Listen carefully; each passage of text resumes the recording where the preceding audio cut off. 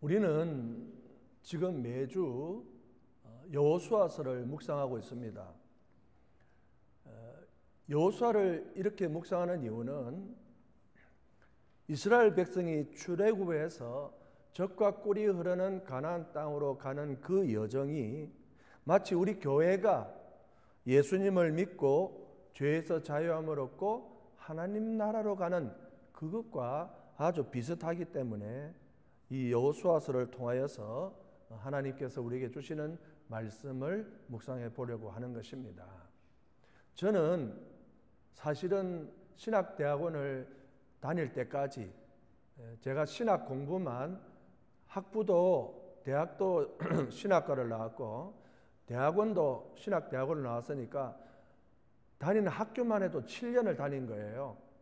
그랬는데 제가 생각하고 있었던 것은 교회는 무조건 그저 머물러 있는 것이라고 생각했습니다.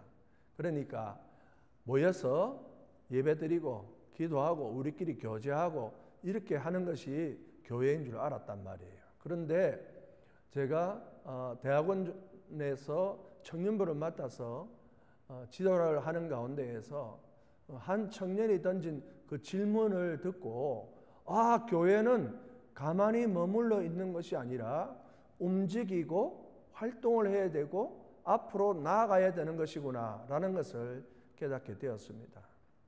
그러니까 교회라고 하는 것은 단순히 인간들이 모인 그런 곳이 아니라 하나님의 백성들이 모인 곳이 교회라고 하는 것을 깨닫게 된 것이죠. 그런데 여러분, 하나님의 백성들이 모인 이 교회가 모이고 나면 끝일까요? 아니죠. 하나님의 백성들이 모인 이 교회가 어디로 가는지를 알아야 되잖아요. 하나님의 백성들이 어떻게 살아야 되는지를 알아야 되겠죠. 무엇을 해야 되는지를 알아야 된다는 거예요. 그게 교회가, 하나님의 백성이 모인 이 교회가 그러한 것들을 알아야 되는데 그런 것들을 알지 못하면 교회는 계속 그곳에 머물러 있는 거예요. 머무르면 썩게 돼 있어요. 거기에 문제가 생기는 것입니다. 그래서 이 여호수아서를 통해서 하나님의 백성들이 모여서 어디로 가고 무엇을 어떻게 살고 무엇을 했는지를 알아보기 위해서 이 여호수아서를 우리가 매주 묵상을 하는 거예요. 이 요단강을 건넌 이스라엘 백성들은 처음에 너무 좋았습니다.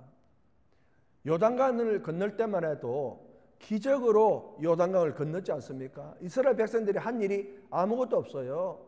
그저 제사장들이 맨 그 언약궤를 따라서 요단강이 멈추는 그 길을 건너갔을 뿐이에요.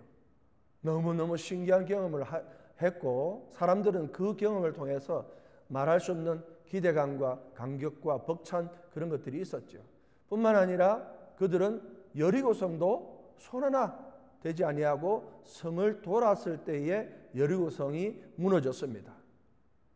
그때 사람들이 어떤 생각을 가졌을 것 같습니까? 야, 요단강 건너오기를 잘했구나 라는 생각을 하지 않겠어요? 40년을 광야를 돌아다녔는데 40년 돌아다니면서 얼마나 불평불만이 많았겠습니까?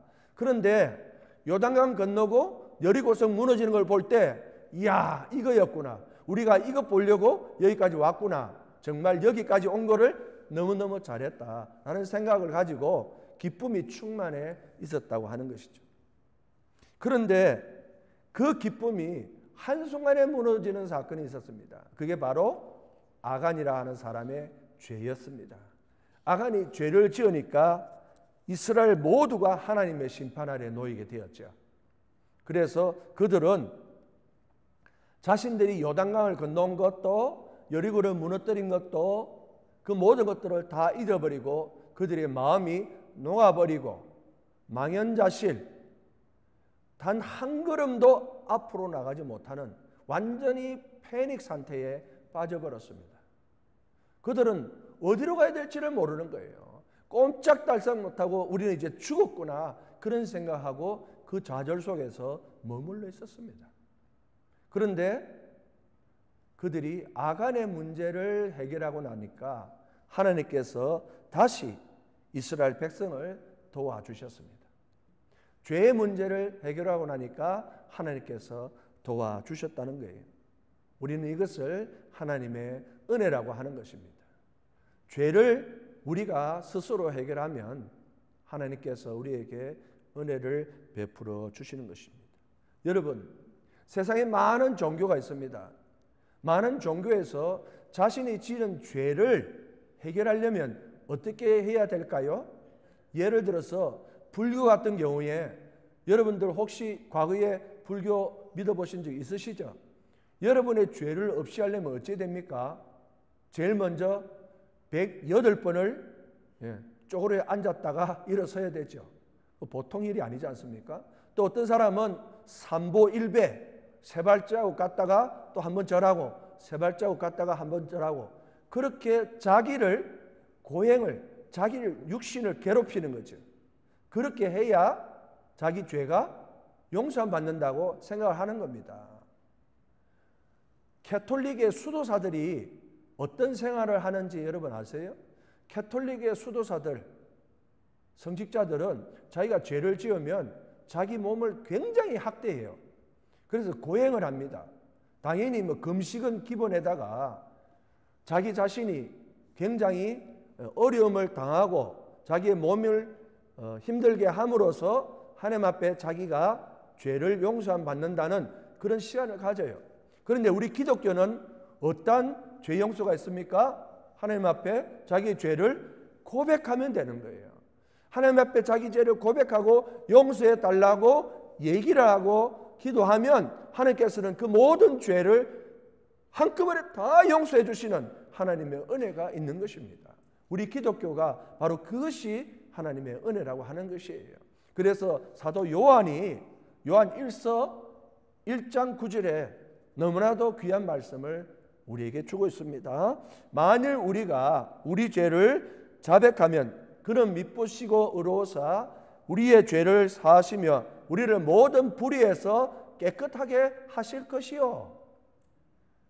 우리가 우리 죄를 자백하기만 하면 그는 미쁘시고 의로우셔서 우리 죄를 용서하시고 우리를 모든 불의에서도 깨끗하게 하신다고 그랬어요. 그래서 우리가 예배 시간에 사제 기도를 드리는 이유가 뭡니까? 하나님께서 우리 죄를 고백하면 뭐와 같이? 양털과 같이 희게 해주시고 뭐와 같이? 눈과 같이 희게 해주신다고 말씀하는 것이 그냥 헛된 말이 아니라 하나님께서 실제 그렇게 해주신다는 것입니다. 이것이 하나님이 우리에게 주신 놀라운 은혜라고 하는 것이에요. 그래서 이스라엘이 아간의 죄 문제를 해결하니까 하나님께서 은혜를 다시 베풀어 주셨습니다. 그래서 하나님께서 여호수아에게 명령하셨습니다. 뭐라고 명령하셨느냐? 지난번에 아간 죄 때문에 아이성을 공격하다가 3,000명 가서 36명이 죽어버렸어요. 그런데 이번에 하나님께서 말씀하셨습니다. 야, 이번에는 아이성 뒤편에다가 군사를 매복시켜라. 그리고 너희들이 아이성 군사들을 유인해서 성 밖에 나오면 그 매복된 군사들이 성 안에 들어가서 모든 것을 불태워버려라 라고 말씀을 하신 거죠. 하나님께서 작전을 내려주신 거예요. 이 놀라운 작전을 듣고 여호수아가 이번에는 군사 35,000명을 끌고 갔습니다. 그리고 매복시켰어요. 이 작전이 성공했을까요? 안 했을까요? 당연히 하나님께서 말씀하셨으니까 성공했죠. 군사들은 매복하고 아이 사람들은 이스라엘 사람들을 또 공격하기 위해서 성문을 열고 스스로 나왔습니다. 그리고 매복했던 군사가 아이성을 들어가서 완전히 이 아이성을 정복해버리는 놀라운 역사가 일어났던 것을 오늘 말씀 가운데에서 우리가 발견할 수 있습니다. 그런데 이번에는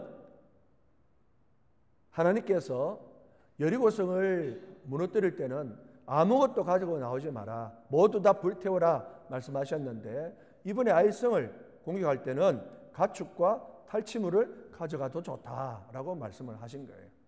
여리고성의 그 모든 것들은 첫 열매는 하나님께 드려야 되기 때문에 구별해야 되기 때문에 하나님께 드린 것이고 이제는 하나님께서 가져도 좋다라고 말씀을 하신 거죠. 하나님은 다 계획을 갖고 계신 거예요. 그래서 아이성이라고 하는 이 문제를 이 이스라엘이 해결하고 또 앞으로 나아갈 수가 있게 되었습니다. 그런데 여러분, 이 아이성 정복이 실패했다가 두 번째 도전에서 아이성을 정복할 수 있었다, 그런 말씀으로만 이해할 것이 아니라 여기에서 두 가지의 영적인 가르침과 교훈을 생각해 봐야 할 것입니다. 첫째는 제가 지지난주에도 말씀드렸지만 죄가 있으면 하나님의 심판이 있다는 사실을 분명히 깨달아야 됩니다. 죄가 있으면 하나님께서는 용서하지 않아요. 특별히 어디에서 죄를 짓고 있습니까? 그게 중요한 거예요. 지금 아간의 죄가 어디에서 이 일이 벌어졌습니까? 요단강을 건너온 젖과 꿀이 흐르는 가나안 땅에서 벌어졌다는 거예요. 그 가나안 땅은 누구 땅이에요? 하나님이 약속하신 땅입니다. 그런데 거기에서 죄를 범하였으니 하나님 용서하지 않으신다는 말이에요.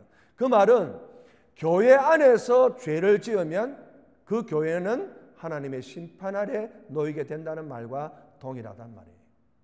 교회에 오면 무조건 잘 되는 줄 알지만 교회 안에서도 하나님의 이 통치하심이 있는 교회 안에서도 죄를 지으면 하나님이 심판을 하신다는 말씀을 이 말씀을 통해서 우리가 깨달아야 되겠죠. 두 번째, 이 말씀을 통해서 우리에게 주시는 영적인 교훈은 하나님의 도우심이 없이는 우리는 아무것도 할 수 없다는 아주 중요한 가르침을 주고 있습니다. 이 말이 평범한 것 같이 들리지만 여러분, 이 말씀은 사실 여호수아에게 해당되는 말이에요. 왜냐?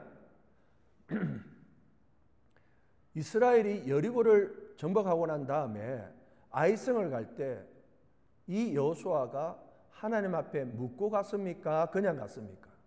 묻지를 않고 갔어요. 여리고성을 정복하고 난 다음에 여호수아는 그냥 3,000명을 이끌고 저 성 우리가 정복할 수 있겠다라고 생각하고 그 아이성을 쳤던 겁니다. 그 말은 무슨 말이에요? 하나님의 도움 없이도 저 정도는 우리의 힘으로 할 수 있다라고 생각을 한 겁니다. 여호수아 스스로 영적인 교만이 있었던 것이죠. 그런데 하나님께서는 무엇을 원하세요? 아무리 작은 것이라 할지라도 우리가 봤을 때 저거 우리가 할 수 있겠다라고 생각하는 그것조차도 하나님 앞에 묻고 행하기를 원하신다고 하는 것이, 왜? 하나님 도움 없이 할 수 있는 것은 아무것도 없기 때문에 그렇습니다. 제가 알고 있는 나사에 근무하고 있는 어떤 집사님이 계셔요. 그런데 그 집사님이 한번 저한테 이런 얘기를 해주시더라고요. 목사님, 로켓을 발사하려고 이렇게 있다가도 발사를 안 하고 취소되는 그런 경우가 있잖아요. 그런데 그런 경우 보면 정말 사소한 나사 하나가 잘못 끼어져서 그 로켓 발사가 안 되는 경우가 많이 있습니다. 그런 얘기를 해주는 거예요. 그래서 그러면은 카운트다운 들어갈 바로 직전에 그걸 캔슬시키면 그거 어떻게 하느냐. 그래서 이 나사 측에서는 항상 마지막 그 모든 조그만 것 하나까지도 전문가한테 컨펌을 받는다는 거예요. 그래서 전문가가 정말 나사 하나하나를 다 살펴서 오케이 하면은 그 로켓을 쌓아 올린다는 것이죠. 전문가한테 컨펌을 못 받아야 돼요. 그러지 않으면 쏘아 올릴 수 없다는 겁니다. 아무리 작은 걸 할지라도 하나님 앞에 컨펌 받지 않으면은 쏘아 올릴 수가 없는 거예요. 하나님의 일을 할 수가 없습니다. 해도 되겠지. 그래서 로켓 쏘아 올리면 어찌 됩니까? 공중에서 폭파해 버려요. 주의 일, 하나님의 일은 하나님의 땅에서는 하나님 도움 없이는 할 수가 없다는 것을 우리가 이 말씀을 통해서 기억을 해야 돼요. 이런 말씀을 들으니까 어떤 분들은 목사님 꼭 그렇게 다 물어야 됩니까? 하나님도 바쁘신데 그냥 우리가 그냥 대충 알아서 하면 안 됩니까? 그 일일이 다 묻고 언제 그 일을 하겠습니까? 하나님도 업무가 바쁘신데 공사 다 망하니까 우리가 그냥 합시다. 그렇게 생각할 수도 있지 않겠습니까? 그래서 기도 안 하고 일을 하시는 분도 있을 수 있습니다. 그런데 여러분, 하나님 앞에 묻는 거는요, 그냥 단순한 우리가 신앙적 행위가 아니에요. 우리가 하나님 앞에 묻는다는 것, 하나님 앞에 기도한다는 것은 내가 하나님을 인정한다는 얘기예요. 하나님의 하나님 되심을 인정하고 하나님의 절대 권한을 내가 스스로 고백하는 것이 바로 하나님 앞에 묻는 겁니다. 하나님, 나는 할 수 없고 하나님만이 하실 수 있습니다. 그러니까 나를 도와주옵소서. 하나님이 하나님 되심을 나는 인정합니다. 그렇게 하는 것이 하나님 앞에 묻는 거라니까요. 그럴 때 하나님께서 좋아하시죠. 안 묻고 하는 거와 하나님 앞에 묻고 하는 거, 하나님 너무 다르잖아요. 그래서 에스겔서 36장 37절에 에스겔이 아주 유명하고 중요한 말을 합니다. 에스겔서 36장 37절에 하나님께서 직접 말씀하셨습니다. 뭐라 그랬느냐?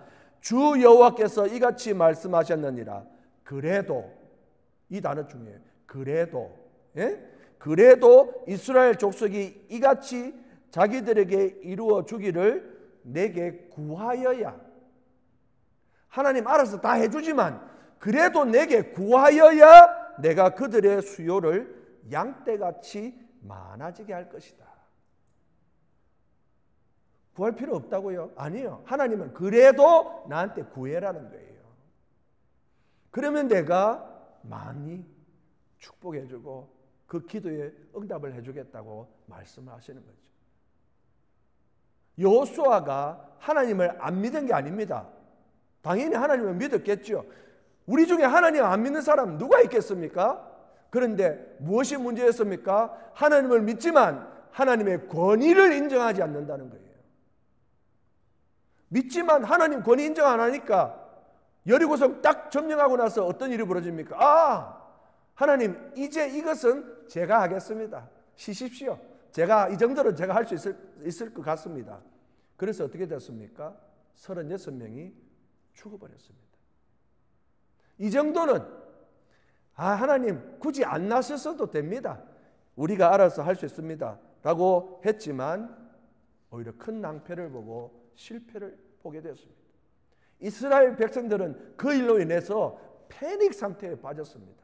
한 걸음도 앞으로 가지 못했습니다. 그들은 나아가야 되는 사람들인데 거기 완전히 주저앉아서 머물러 버렸습니다.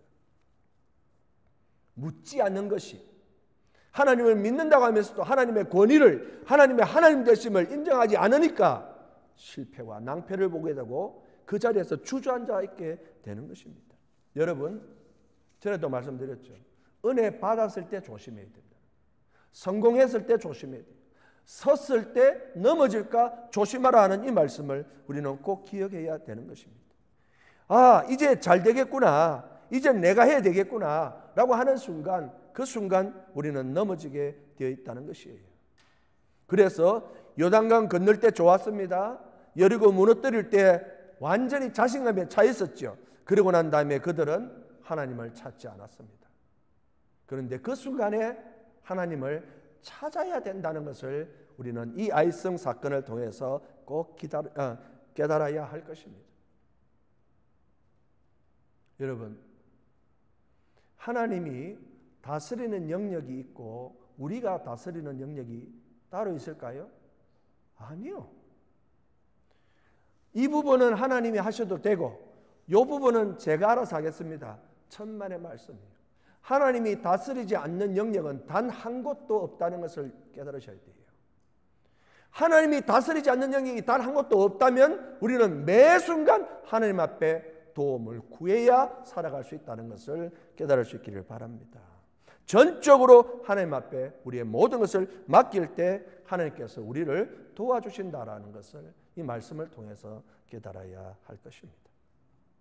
그런데 이 두 가지 영적 깨달음은 어찌 보면 지지난주에 말씀을 통해서 좀 상기시키는 차원의 말씀이라고도 생각되는데, 제가 오늘 말씀을 묵상하면서 정말 오늘 말씀에서 제일 중요한 부분이 이 부분이 아닐까 하는 구절이 있었습니다. 그 구절이 바로 18절의 말씀입니다. 18절 말씀에 보면 여호와께서 여호수아에게 이르시되 내 손에 잡은 단창을 들어 아이를 가리키라. 내가 이 성읍을 내 손에 넘겨주리라. 하나님께서 여호수아에게 명령하셨습니다. 내 손에 들고 있는 단창을 아이성을 가리켜라. 그러면 내가 이 성을 너에게 넘겨주리라. 그렇게 말씀하셨어요. 이 성을 넘겨줄 테니까 네 손에 든 단창을 너희들 앞에 가로막고 있는 그 아이성을 가리켜라. 이렇게 말씀하고 있다는 사실에 우리는 주목해야 됩니다. 왜냐?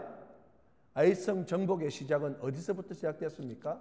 여호수아가 단창을 들어 아이성을 가리키는 그 순간부터 역사는 시작됐다는 거예요.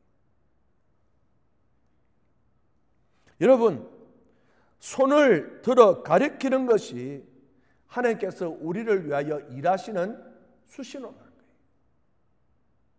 우리가 가만히 있는 게 아니고 하나님의 말씀대로 야, 네 손에 있는 단창을 들어서 네 앞에 가로막고 있는 것을 가리켜. 그러면 내가 일을 할게. 이렇게 하나님께서 말씀하고 있는 것입니다. 여호수아의 손이 올라야 하나님의 역사가 시작된다는 겁니다. 여러분, 우리가 손을 가리킬 때 역사가 이루어진다는 이 말씀을 우리는 정말 마음에 잘 새겨야 됩니다. 왜냐? 아무것도 안 하면 아무 일도 일어나지 않는다는 거예요. 하나님은 우리를 위하여 일하시는 줄 믿으시기 바랍니다. 하나님은 우리를 위하여 일하십니다. 그러나 언제 일을 하십니까? 손을 들어 아이성을 가르칠 때 내가 그 성을 너에게 넘겨주리라. 하나님께서 말씀하셨습니다. 우리의 손을 들고 우리의 앞에 있는 문제를 향하여 가리켜야 되는 거예요. 여러분, 우리가 승리하기 위해서 그 문제를 가리키지 않으면 우리는 어찌 됩니까? 계속 그 성 앞에서 우물쭈물 계속해서 두려움과 공포 속에서 살아갈 수밖에 없어요. 여러분 앞에 있는 그 문제가 무엇이든지 간에 손을 들어 하나님이 말씀하신 대로 가르치라. 가르칠 때 하나님은 그 수신호를 보고 작전의 모든 것들이 다 이루어지도록 하나님께서 역사하신다고 말씀하시는 거예요. 이 아이성의 정복은 그냥 이루어진 게 아니에요. 여호수아가 손을 들어 가르치는 그 순간부터 이제 막혔던 아이성이 무너졌죠. 또 한 가지는 뭡니까? 이제 앞으로 나갈 수가 있게 됐습니다. 앞으로 나간다는 것은 무엇입니까? 이스라엘 백성 모두가 산다는 것입니다. 만약에 손을 들어 행하지 않았다면 이스라엘은 여전히 아이성 앞에서 땅도 한 평도 차지하지 못하고 아마 거기서 굶어 죽을지도 몰라요. 자기 앞에 있는 문제를 극복하지 못하고 계속 거기 머물러 있었을 거예요. 하나님께서 분명히 말씀하셨습니다. 내 손에 든 단창을 아이성을 가리키라 말씀하셨어요. 그럼 가리킬 때 이 아이성의 문이 열리고 매복했던 이스라엘 군사들이 들어가서 이 아이성을 정복할 수 있었습니다. 그 모든 일이 누가 하신 거예요? 하나님이 일을 하신 거예요. 그런데 수신호가 필요하다니까요. 단창을 들어 가리킬 때 하나님께서 일하시는 것을 우리가 보게 될 수 있다는 것입니다. 사랑하는 성도 여러분, 이스라엘이 애굽에서 출애굽을 할 때 그들 앞에 홍해가 가로막혀 있었습니다. 지금은 아이성이지만 그때는 홍해예요. 우리 인생 앞에는 홍해나 아이성이나 여리고나 수도 없이 그런 것들이 많이 있습니다. 그런데 뒤에는 애국 군사가 쫓아오고 있고 앞에는 홍해가 가로막고 있고 완전히 사면초가죠. 그때 어떻게 했습니까? 모세가 자기가 들고 있던 지팡이를 들고 자기 앞에 가로막고 있는 홍해를 향하여 내밀었잖아요. 그렇게 홍해를 가리키자 홍해가 쫙 갈라져서 그 바다가 육지로 변하여 그 홍해를 건너간 그 놀라운 역사가 있지 않습니까? 그 하나님의 역사잖아요. 그게 무엇입니까? 모세가 지팡이를 내밀 때, 가르칠 때 하나님의 역사가 시작되는 것이고, 그 모세의 지팡이가 뭐래요? 사실은 하나님의 지팡이와 똑같은 것이에요. 여호수아가 손을 들어 아이성을 가르칠 때 하나님의 역사가 같이 시작되는 거예요. 그 손이 하나님의 손이고 그 가르침이 하나님이 가르치는 거예요. 왜? 내가 이제 일하겠다라고 하나님께서 말씀하시는 것과 같은 것입니다. 여러분, 손을 들지 않고 그 손을 문제를 가르치지 않는다면 우리는 그 어떤 하나님의 일도 볼 수가 없습니다. 기대할 수가 없습니다. 손을 들어 가르친다는 것은 하나님이 나를 위하여서 일하실 것이라는 기대감을 가지는 거예요. 그리고 확신을 가지는 겁니다. 하나님께서 나를 도우실 것이다. 그리고 내가 가르치면 나중에 어떤 결과를 보게 됩니까? 확신을 가지게 됩니다. 아, 하나님께서 나를 위하여 일하셨구나 라고 하는 그런 확신을 갖게 되는 것입니다. 그런데 이 말을 거꾸로 하면 말씀드린 것처럼 손을 가리키지 않으면 하나님이 일하지 않으셔요. 아이, 목사님, 왜 하나님이 그 손 좀 안 가르쳤다고 나 옆에 있는 문제를 내가 하나님 앞에 얘기하지 않고 하나님 말씀하신 대로 내가 행하지 않았다고 하나님 일을 안 하신다는 건 좀 이상한 거 아닙니까? 라고 생각될 수 있겠죠. 그런데 하나님께서는 여호수아에게 손을 들어 가르치라고 하는 이유가 있습니다. 그 이유가 뭐냐? 왜 손을 들어 가르쳐야 됩니까? 하나님 혼자 일을 하는 게 아니라 우리와 함께 일을 하기를 원하시는 거예요.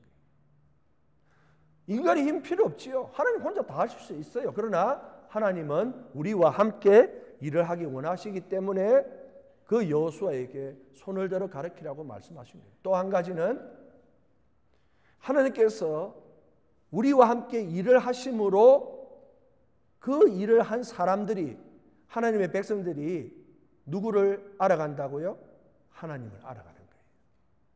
그 전까지는 하나님이 뭘 하시는지 어떻게 전부 다 구경꾼만 되는 거죠. 그런데 하나님과 함께 행하면 하나님이 어떤 분이신가를 완전히 확신하고 확인할 수 있게 된다는 것입니다. 체험한 사람과 체험하지 않은 사람, 얼마나 큰 차이가 있겠습니까? 신앙생활을 하다 보면요, 자기 중심으로 신앙생활을 하는 사람이 있어요. 하나님하고 자기 완전 별개로 같이 하지 않는 그런 신앙생활이 있다는 거예요. 그래서 어떤 사람들은 하나님, 나는 아무것도 안 하랍니다.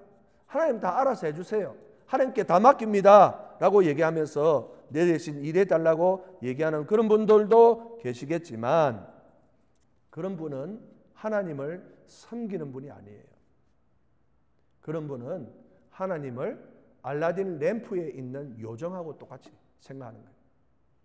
알라딘 램프의 요정이 뭡니까? 램프에 손을 문질러서 요정이 나오면, 야, 나 이거 하고 싶은데 이거 해줘. 그러면 예 하고 쪼르륵 가서 사람이 원하는 걸 해주고. 그게 신일까요? 그건 몸종이에요. 몸종. 하나님을 섬기고 하나님을 믿는 게 아니고 하나님을 몸종같이 자기 부하처럼 생각하는 거죠.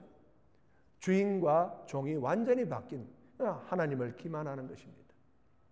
하나님이 다 하실 수 있어요. 그럼에도 불구하고 우리로 손을 들어 가리키라고 하는 것은 우리가 하나님과 함께 일을 하고 함께 일을 함으로 우리 하나님이 어떤 하나님인가를 우리 하나님께서는 우리들이 알기를 원하신다는 것이에요. 여러분은 하나님을 얼마나 알고 있습니까? 하나님을 알고 싶고 하나님이 일하시는 것을 확인하고 싶다면 어떻게 해야 된다는 겁니까? 손을 들어 가르쳐야 된다는 것입니다.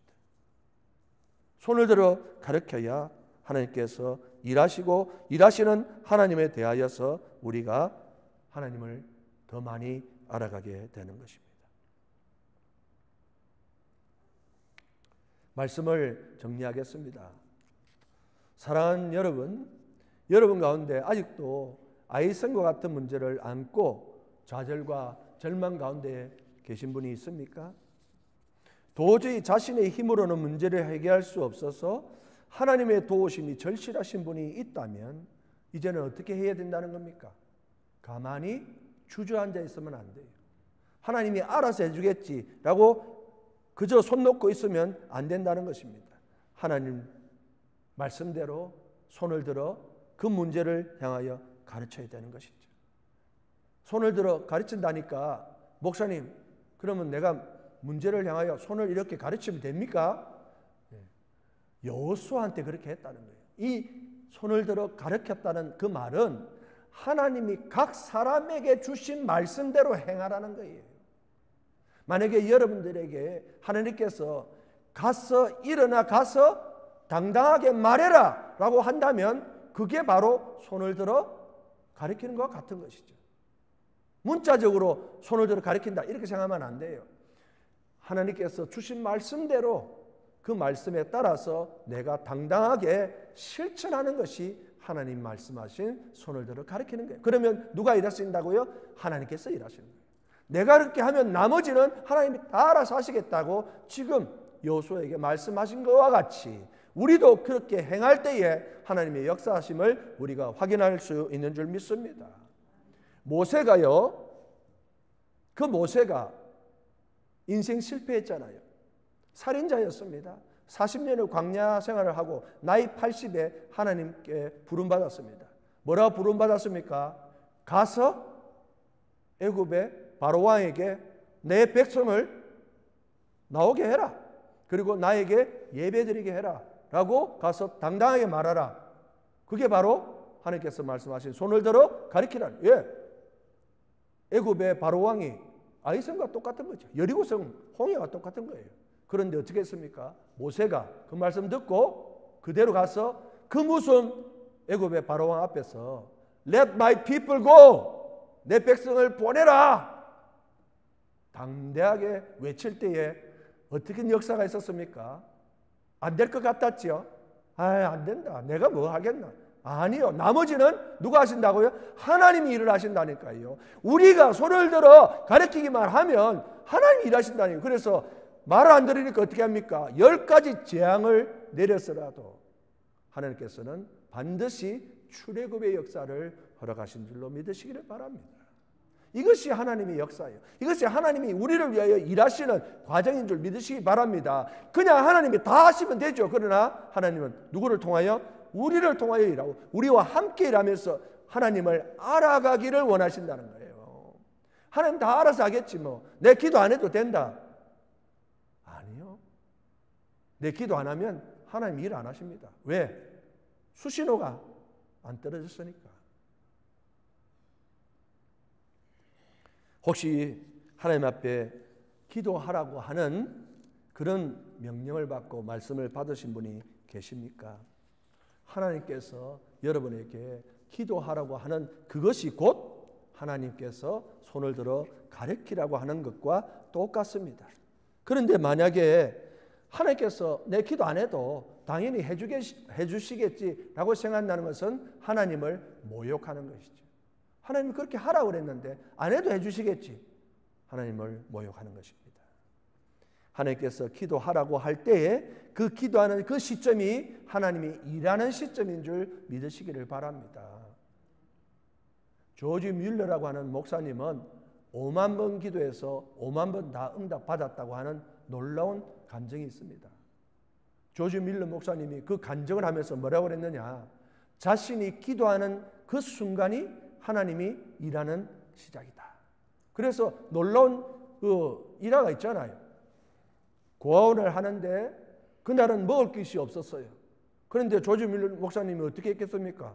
항상 하나님께서 말씀하시는 뿔 엎드려 기도해라. 나한테 구해라. 만약에 아이고 하나님 얘들 어떻게 먹이라고 나보고 이렇게 합니까? 라고 만약에 불평했다면 아무 일도 일어나지 않았겠죠. 그러나 하나님께서 늘 기도하면 들어주신다. 그렇죠? 손을 들어 가르쳐라. 이 문제를 그 똑같이 꿇 엎드려 기도했습니다. 그런데 기도 예수님 이름으로 기도합니다 라고 끝나자마자 연락이 왔습니다. 동네 옆에 빵집에 제과점이 있는데 주문을 얼만큼 했는데 그게 캔슬돼가지고 버리지도 못하고 그래서 공항에 갖다 주려고 하는데 받으시겠습니까? 웰컴! Why not? 그래서 그날 아이들이 배 터지게 먹었다는 그런 일화도 있어요. 우리가 손을 들어 가르칠 때 우리 앞에 있는 문제가 얼마나 많습니까? 그 문제를 보고 가만히 있으면 그냥 거기서 폭 주저앉아서 아무 일도 못한다니까요. 하나님의 역사가 나타나지 않습니다. 이스라엘 백성이 여리고는 무너뜨렸는데 이 조그만 아이성 때문에 벌벌벌벌 떨고 망연자실해서 패닉 상태에 빠졌잖아요. 아무것도 아닌데. 그런데 하나님께서 손을 들어 가르쳐라. 그러니 하나님께서 다 무너뜨려 주시고 오히려 역전승을 하게 하시고 그들에게 만족과 기쁨을 허락하셨다는 거예요. 이 기쁨은 여리고성보다 저는 더했다고 생각해요. 왜냐? 이 문제를 완전히 자기들 손으로 해결했고 하나님께서 도우신다는 것을 확인하게 되니까 그 다음부터는 어떤 일이 일어나겠습니까? 문제 생기면 하나님을 찾게 되겠죠. 하나님은 그런 것을 원하신다는 사실을 오늘 말씀을 통해서 우리에게 허락하신다고 생각합니다. 그러므로 사랑하는 성도 여러분, 하나님의 말씀대로 여러분의 손을 들어 여러분 앞에 있는 그 어떤 문제라도 담대히 가리키고 싸우시기를 바랍니다. 그러면 하나님이 도와주시고 우리를 위하여 일하시는 하나님을 확인하게 될 줄로 믿습니다. 그러면 문제는 사라지고 우리에게는 승리의 기쁨과 평안의 즐거움이 다시 찾아오고 한 번만 있는 게 아니라 그 평안과 기쁨과 만족이 지속되는 거예요. 여리고성 무너뜨리고 아이성 무너뜨렸으니까 이제는 그 기쁨이 지속되는 거잖아요. 이것을 왜 못하겠습니까? 손들어 가르치면 하나님 다 하신다고 그랬는데 우리는 이 말씀을 기억하면서 이제 더 이상 주저앉아 있지도 말고 가만히 있지도 말고 오직 하나님의 명령대로 실천하여 우리를 위하여 일하시는 하나님의 역사를 경험할 수 있기를 주의 이름으로 간절히 축원드립니다. 아멘. 기도하겠습니다. 아버지 하나님, 참으로 감사를 드립니다. 우리 앞에 있는 실패의 실패를 거듭하고 있는 우리들 삶 속에서 오늘 주신 말씀을 기억하며 그저 가만히 있지 않고 우리의 손을 들어 하나님께 가르침으로 인하여서 하나님이 일하심을 우리가 경험하고 확인할 수 있게 하여 주시옵소서. 이제는 좌절하지 않게 하여 주옵소서. 하나님의 백성에게는 하나님이 있음을 알게 하여 주셔서 그 하나님께 도움을 구함으로 손을 뻗음으로 하나님의 일하심을 확인하고 더 기쁨과 자신감을 가지고 앞으로 나아갈 수 있는 그런 백성들이 되게 하여 주옵시고 우리 교회와 성도들도 되게 하여 주옵소서. 예수님 이름으로 간절히 기도합나이다. 아멘.